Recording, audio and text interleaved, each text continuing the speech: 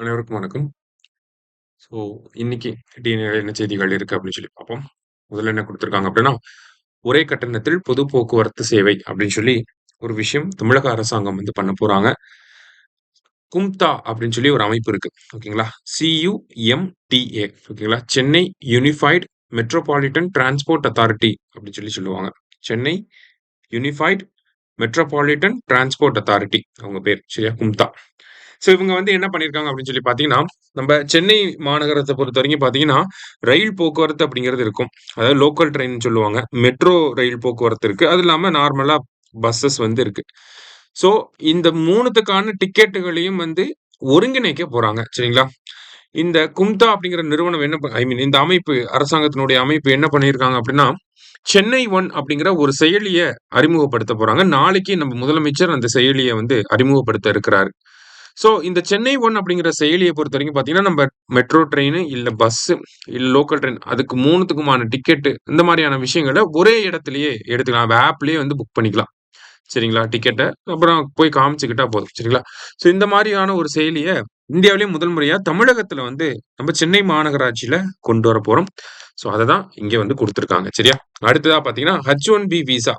H1B விசானா என்ன அப்படின்னு சொல்லி பார்த்தீங்கன்னா, வெளிநாட்டில் இருந்து திறமையான ஊழியர்கள் தேர்வு செய்யப்பட்டு, அவர்கள் தற்காலிகமாக அமெரிக்காவில் பயிற்சி அளித்து வேலைவாய்ப்பு வழங்குவது. இதுதான் H1B விசா. அமெரிக்க நிறுவனங்கள் வெளிநாட்டில் இருக்கக்கூடிய திறமையான ஊழியர்கள வந்து வேலைக்கு எடுத்து அமெரிக்காவுக்கு கூட்டிட்டு வந்து அவங்களுக்கு ட்ரெய்னிங் குடுத்து வேலையில அமர்த்துவாங்க.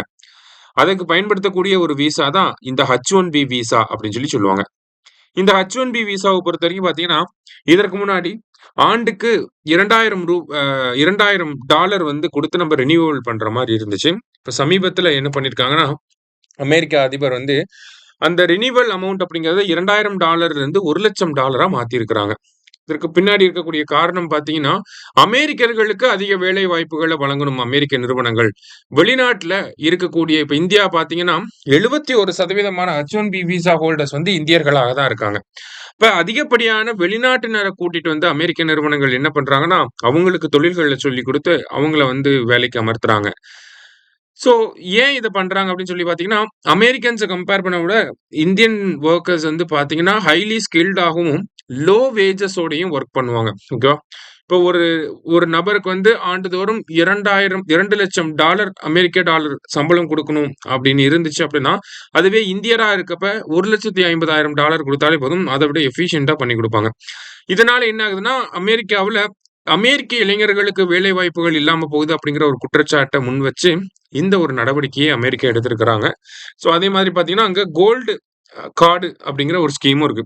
ஸோ அமெரிக்காவ மேம்படுத்த கோடிக்கணக்குல முதலீடு செய்வதற்கு இந்த கோல்டு கார்டு திட்டம் வந்து ஊக்குவிக்குது. ஓகேங்களா? ஸோ இந்த கோல்டு கார்டு கீழ நம்ம அமெரிக்கா போனோம்னா, நம்ப அமெரிக்காவுக்கு இனிஷியலா ஒரு 8.5 crore வந்து குடுக்கணும். ஓகேங்களா? இப்போ ஒரு தனிநபர்னா 8.5 crore ஒரு நிறுவனம் அப்படின்னா 16 கோடி ரூபாய் வந்து குடுக்கணும்.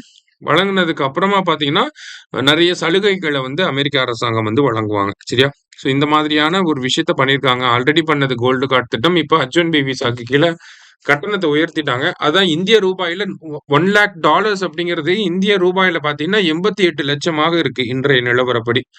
ஸோ இதனால என்ன ஆகும் அப்படின்னு சொல்லி பார்த்தீங்கன்னா, அங்க இருக்கக்கூடிய நெறைய இந்திய ஊழியர்கள் திரும்பவும் தாயகத்துக்கு திரும்புவாங்களா? அப்படிங்கிற ஒரு கேள்விக்குறி முன் வந்திருக்கு. சரிங்களா? அதுதான் இங்க குடுத்திருக்காங்க. ஸோ இன்னைக்கு டே-ல முக்கியமான செய்திகள பார்த்திருக்கோம். நன்றி.